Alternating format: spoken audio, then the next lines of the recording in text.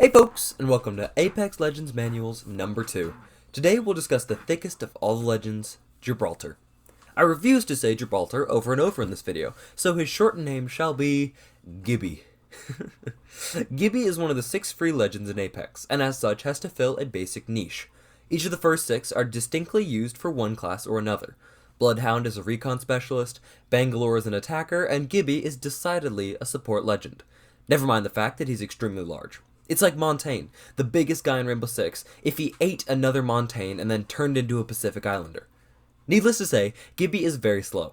Like, if his feet weighed 100 pounds each, which they actually might. What other jokes can I come up with? I've already done the fat thing, the slow thing. I guess that's it. Let's get into the video. So, here he is. As you can see, he's very sure of himself. Gibby is a defensive legend. That means that, contrary to most other legends, his teammates rely on him to back them up in a fight. He's slow, at least for Apex, and can't move around the map nearly as well as, say, Wraith. That means that he needs to stick with his teammates and support them in fights, because if left alone, he will go down quick. Fucking one shot.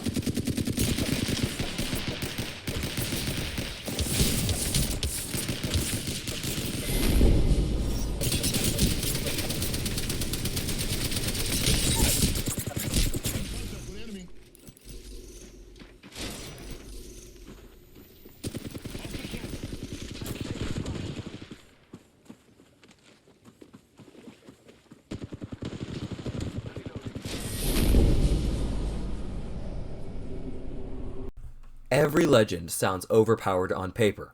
Every single one. However, in practice, not so much. Gibby is one of the more extreme examples of that.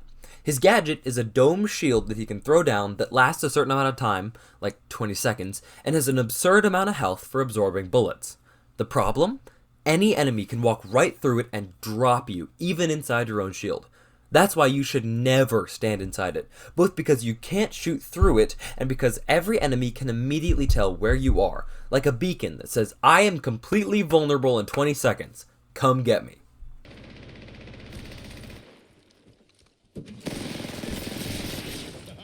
They'll never shoot through this.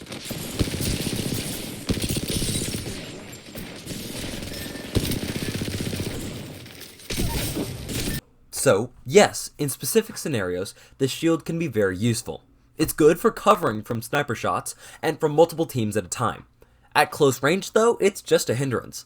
Close range fights are already difficult enough. Besides, any grenade or gadget thrown at it will just bounce off, even from inside. I learned that the hard way when I tried to toss a grenade from inside and blew myself away.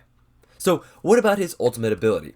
Well, it gives him a smoke grenade that calls down a hail of missiles from the sky, decimating anything in that area. Similar to Bangalore's ultimate, actually. It can kill anyone caught in its area, because the missiles detonate on impact with the ground.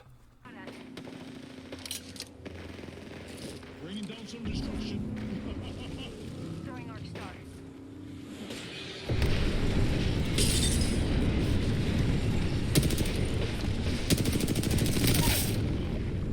Down one.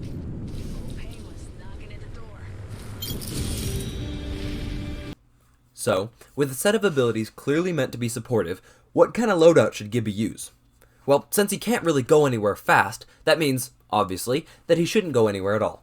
Often, I use a weapon that requires precise aiming, like the longbow or the sentinel. These are scoped in, so you can attack from long range while your teammates charge in. If necessary, you can run behind them to provide shielding. But since you can't go anywhere, that means you can't run away very effectively either. So you need a weapon like a shotgun or SMG that can defend you quickly and effectively. Something close range, like the Mastiff or the Alternator, is preferable. However, if you don't feel like sniping, there is one objectively superior alternate. The fucking Spitfire. I say that because everyone hates going against this weapon.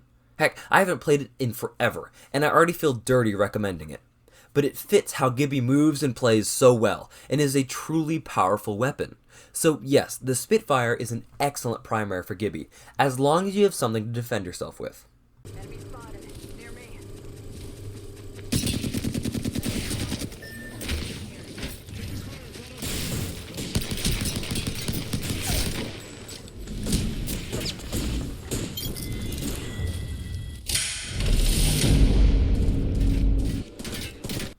Finally, since every legend has a passive ability, so does Gibby.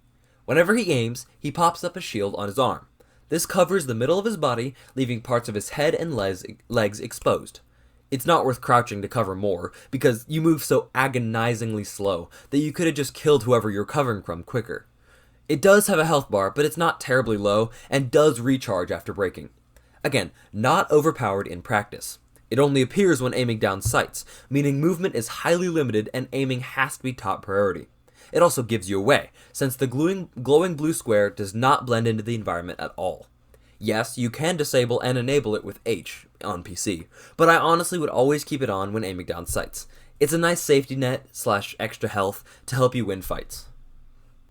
In summary, Gibraltar is the equivalent of a tower defense game. He doesn't move fast, but he does a ton of damage relatively quickly. He can shield himself and his teammates and thus cannot go out by himself. Whenever he does, he dies.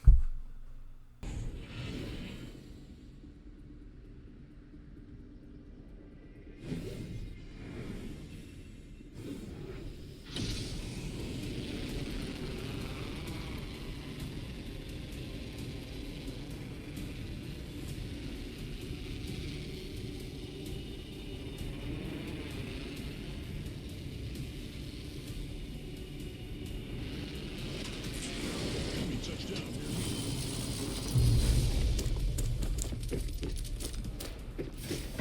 Frag out.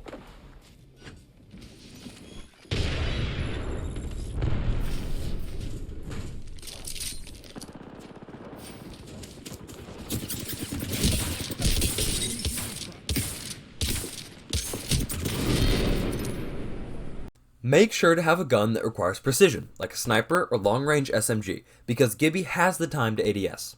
Also, have a defensive weapon for that annoying flanker that comes to kill you, like a shotgun or a burst SMG.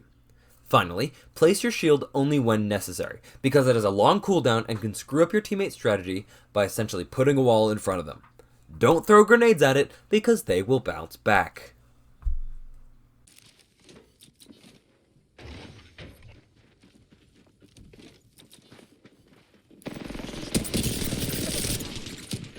Make you sure nearby.